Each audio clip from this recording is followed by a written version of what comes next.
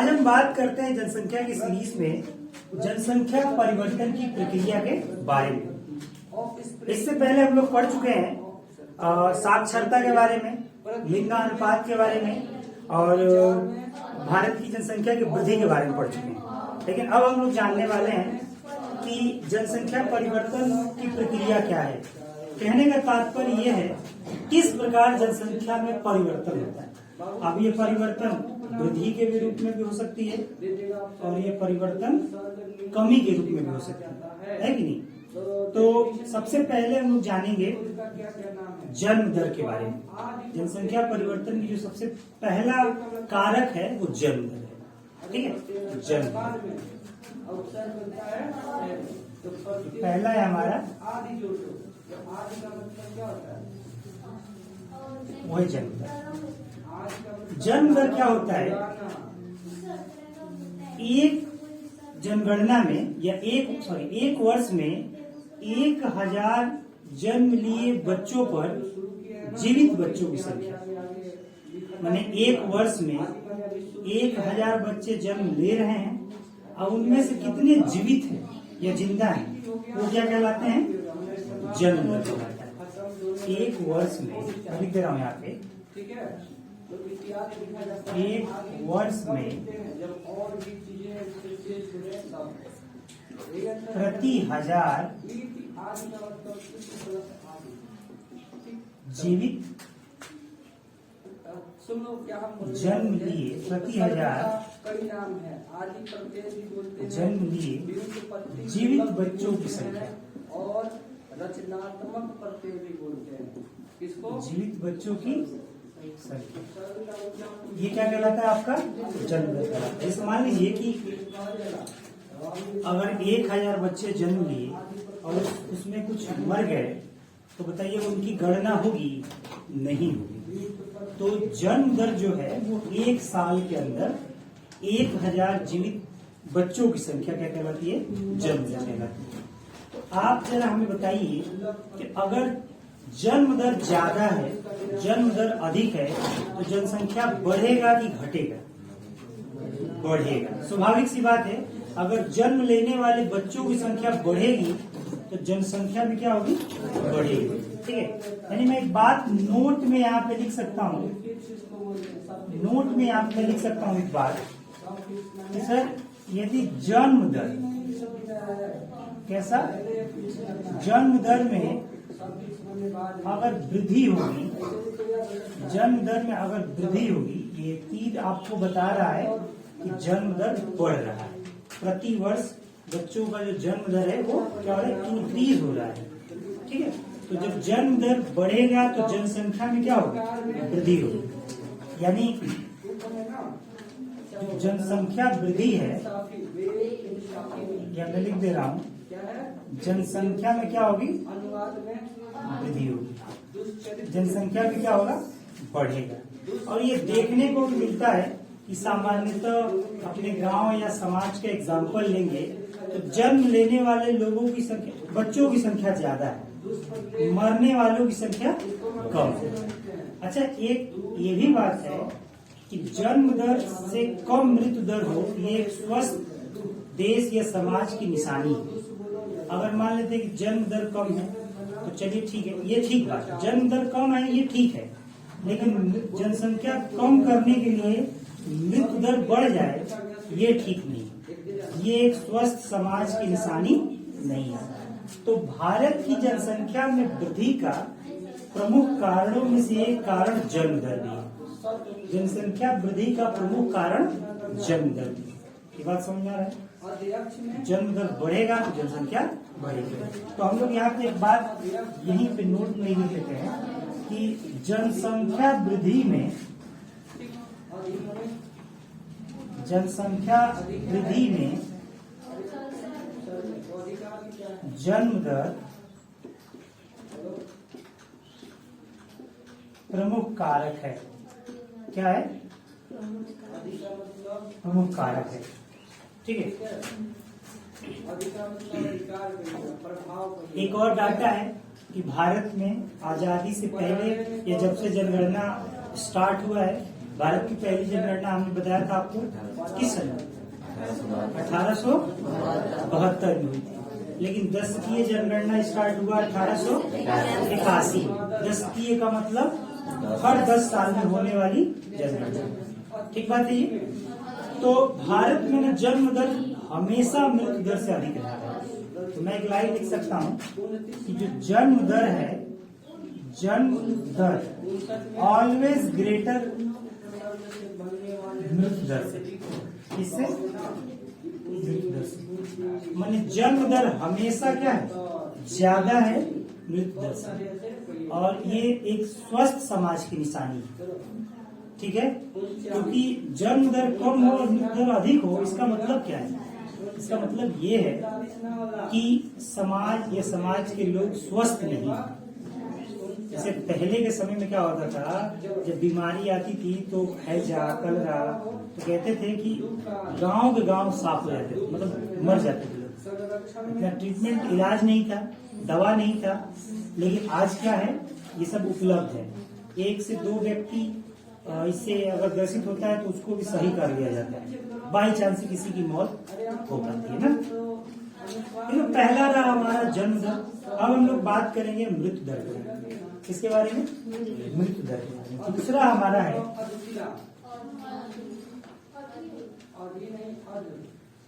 मृत्यु दर। चलो marker slow है, सही नहीं है, ठीक है। दिख रहा है ना, ये कट जाएगा। मृत्यु दर। मृत्यु दर का मतलब क्या है?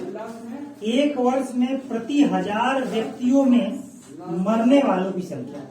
अब इसमें बच्चा भी मर सकता है, नौजवान भी मर सकता है और बूढ़े व्यक्ति भी मर सकते हैं। ठीक है।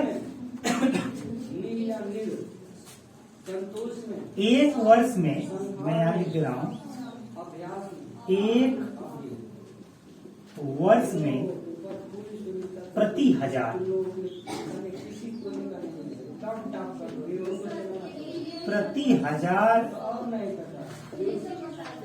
व्यक्तियों में से मरने वालों की संख्या। ठीक बात है कि 1000 व्यक्ति में से कितने लोग मर रहे हैं, वो मृत्यु दर निकाला जाता है। जैसे मान लेते हैं कि अगर 1 साल की गणना देखा जाए तो मान लेते हैं एक गांव में अगर 1000 लोग रहते हैं, तो 1 साल में अगर मान लेते हैं, सपोज करते हैं कि 5 ही लोग मरे हैं, तो वहां की मृत्यु दर क्या हो जाएगी? 5 हो जाएगी। ठीक है, प्रति 1000 पर 5 व्यक्ति। ठीक है, एग्जाम्पल है। ठीक है, इसको हम लोग बोलते हैं, ध्यान दीजिएगा, इसको इंग्लिश में बोलते हैं बर्थ रेट। क्या बोलते हैं हम? बर्थ रेट, जन्म दर। इसको बोलते हैं डेथ रेट, मृत्यु दर को डेथ रेट। ठीक है, ये भी आपको जानना है, डेथ रेट। ठीक है, तो सुनिएगा, भारत में जनसंख्या वृद्धि का प्रमुख कारण मृत्यु दर भी है, क्योंकि मृत्यु दर में क्या है? गिरावट है, मृत्यु दर में कमी है। मृत्यु दर में कमी है, और जब मृत्यु दर में कमी होगा, गिरावट होगा, तो बताइए जनसंख्या बढ़ेगा कि घटेगा? बढ़ेगा ना। मरने वाले लोगों की संख्या कम होगी तो जनसंख्या बना रहेगा या बढ़ता ही जाएगा। और जब लोग ज्यादा मरेंगे तब जनसंख्या घटेगा। इसीलिए नहीं कभी कभी मजाक में लोग कहते हैं कि तूफान आ जाता या भूकंप आ जाता या जनसंख्या कुछ कम हो जाता, ठीक है ना? वैसे कम होने वाली जनसंख्या नहीं है। तो मृत्यु दर में अगर कमी होगी तो इसका मतलब जनसंख्या में क्या होगी? बिल्कुल, जनसंख्या में वृद्धि होगी। ये ध्यान दीजिएगा। और भारत में मृत्यु दर हमेशा जन्म दर से कम ही था। यहाँ पे हमने नोट किया है कि जन्म दर हमेशा ज्यादा था मृत्यु दर से। मृत्यु दर ऑलवेज कम होता है। और जैसा कि मैं आपको बताया हूँ कि ये ठीक बात है, मृत्यु दर में कम होना ये समाज के लिए सही चीज है। सब विकसित समाज को ये दिखाता है। वरना जन्म लेने वाले कम हो और मरने वाले लोग ज्यादा हो तभी तो देश परेशान ही रहेगा, है कि नहीं। एक चीज, एक फैक्ट से इसको हम लोग समझेंगे।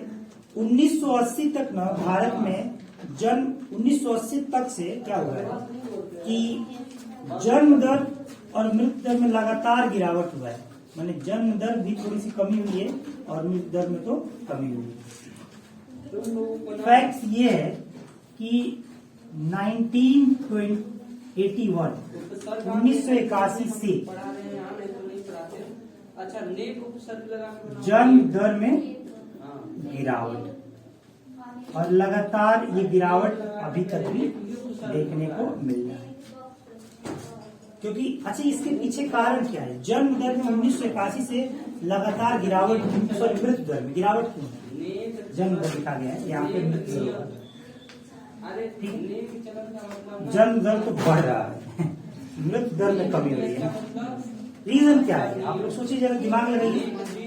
मृत्यु दर में गिरावट क्यों हो रही है? क्योंकि पहले ना अस्पताल नहीं थे, दवा नहीं था, बहुत सारे रोगों के इलाज नहीं थे, तो लोग मर जाते थे।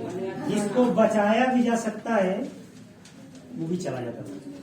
लेकिन आज के समय में अस्पताल, आजकल कितने करीब करीब अस्पताल हो गए हैं, ठीक है।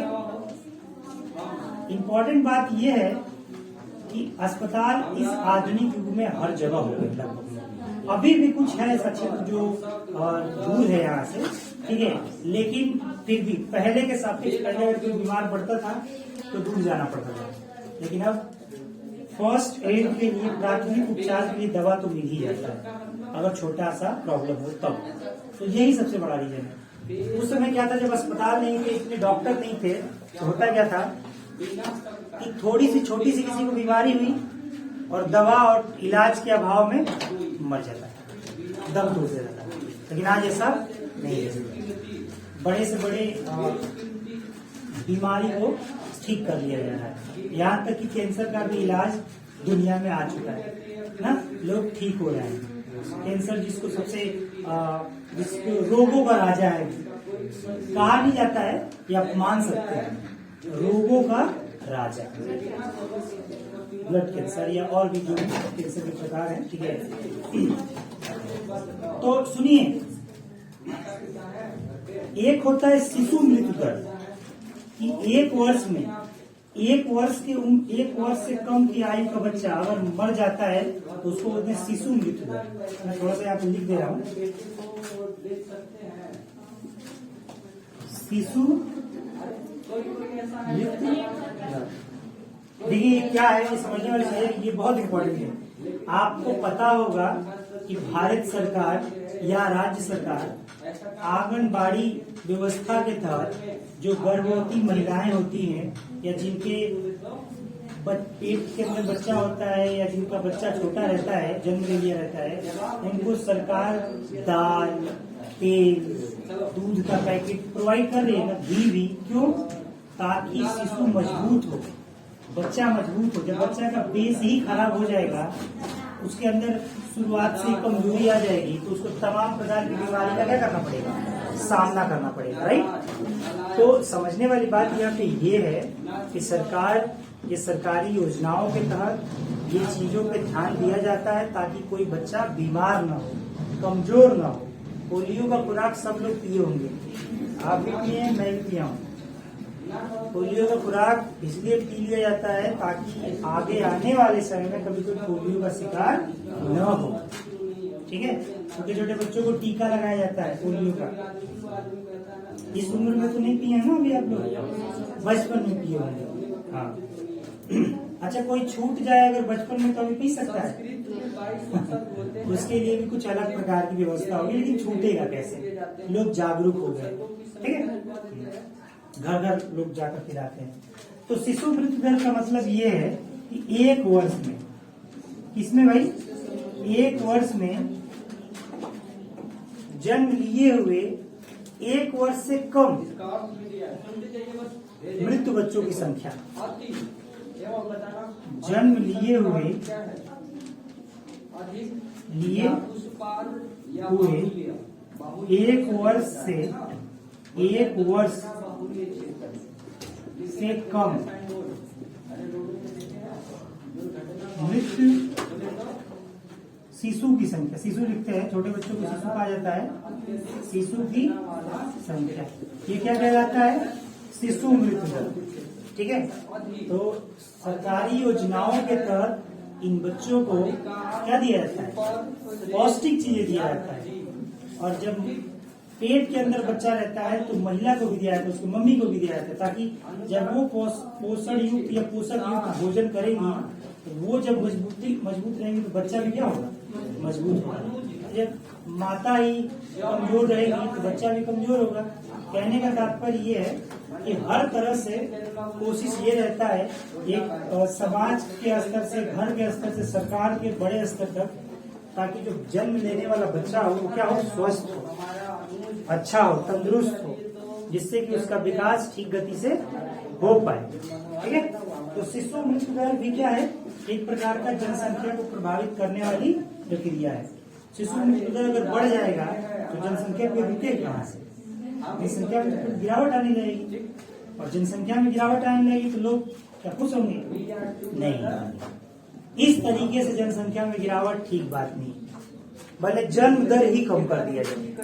इसीलिए भारत सरकार ने सन 2000 में राष्ट्रीय जनसंख्या नीति, आगे पढ़ेंगे हम, आया, जिससे कि जनसंख्या पे थोड़ा सा एक नारा सुने होंगे, हम दो हमारे दो, मैंने एक पति पत्नी और उनके 2 संतान, चाहे एक लड़का या लड़की, चाहे दोनों लड़की, चाहे दोनों लड़के। ठीक, ये नारा पहले बहुत चला और ठीक भी है, ठीक है ना। उसके बाद एक और पॉइंट है बच्चों, प्रवास। प्रवास समझते हैं, ये भी जनसंख्या परिवर्तन का सबसे बड़ा कारक है। प्रवास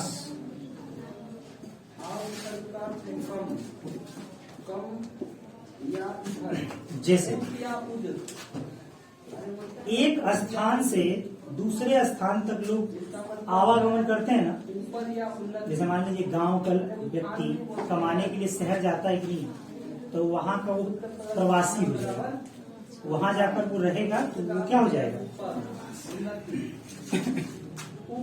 खैर, ये तो एक छोटा सा एग्जांपल है, ये तो देश के अंदर ही है ना, देश के अंदर ही तो जा रहे हैं ना। लेकिन अगर किसी दूसरे देश से लोगों का समूह, जनसंख्या का एक बड़ा हिस्सा भारत में आ जाए तो बताइए भारत की जनसंख्या में बढ़ेगी नहीं बढ़ेगी? जैसे आप नाम सुने होंगे या न्यूज में सुनते होंगे, रोहिंग्या मुसलमान म्यांमार या बांग्लादेश से कुछ भारत में आए हैं, तो भारत में इस हिसाब से जनसंख्या एक तो खुद ज्यादा है, तो उनसे भी प्रभावित हुआ कि नहीं? ये मान लेते हैं कि अभी 2019 में एक कानून बना कि पाकिस्तान, बांग्लादेश, अफगानिस्तान, नेपाल, भूटान वगैरह ये कुछ देशों से अगर भारत का कोई पहले का भारतीय है और वो इंडिया में वापस आना चाहता है तो वो आ सकता है, उसको नागरिकता मिल सकती है। तो एक तो जनसंख्या ऑलरेडी यहाँ पे ज्यादा है और अब आप बुलाएंगे तो और बढ़ेगी। एक तो इतने ही लोग परेशान हैं, लेकिन ठीक है, सबको रहने का, जीने का अधिकार है, ठीक ना। तो उनको अलग अलग कैटेगरी में डाला जाता है, उनको प्रवासी बोलते हैं। एक क्षेत्र से, मैं लिख दे रहा हूँ यहाँ पे, एक क्षेत्र से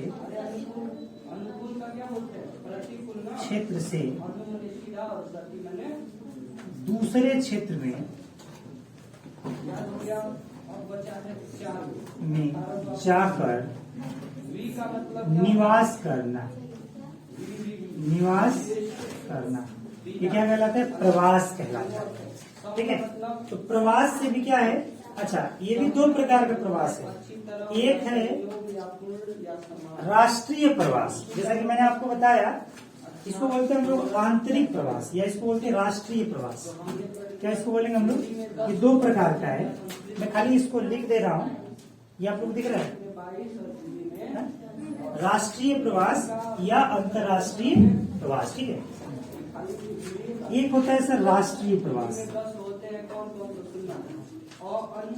ये बताइए, आपका कोई घर का कोई सदस्य या आपके घर के चाचा भैया कोई भी दिल्ली या मुंबई जॉब करते होंगे, या और भी किसी शहर में, तो ये कहलाएगा राष्ट्रीय प्रवास या आंतरिक प्रवास।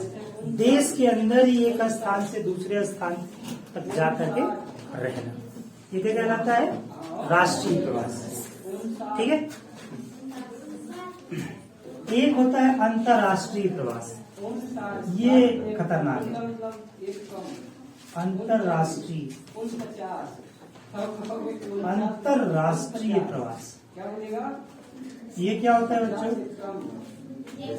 दूसरे देश से, अगर दूसरे देश से भारत में कोई आए तो क्या जनसंख्या प्रभावित होगी कि नहीं होगी? बिल्कुल होगी। या भारत से कोई, भारत के बहुत लोग अमेरिका, इंग्लैंड, जापान, जर्मनी, दुनिया के कोने कोने में फैले हुए, तो भारत की जनसंख्या इससे प्रभावित है कि नहीं? और ये अच्छी बात है कि कुछ भारतीय लोग जॉब करने के लिए, पैसा कमाने के लिए कहाँ जाए?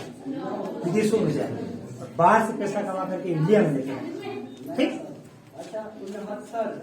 लेकिन भारतीय नागरिक बने रहे, ये भी ठीक है ना?